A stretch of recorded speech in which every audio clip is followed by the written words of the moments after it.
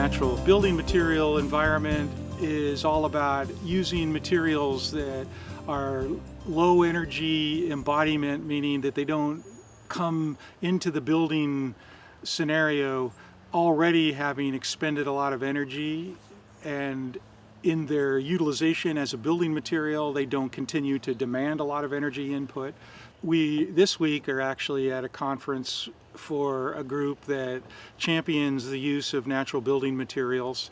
and it's been very informative to just see the detail that is necessary in order to accomplish something that ends up being well constructed, very cleanly designed with the intent of being energy efficient, but at the same time providing all of those features of fire resistance, seismic stability, etc. The people that are gathered here this weekend to share their knowledge with us are well-respected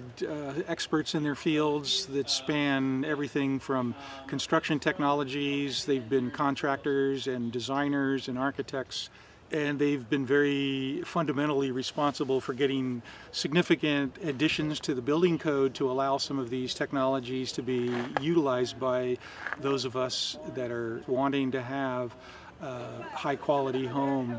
They are very focused on making this something that can enter the mainstream of construction technology.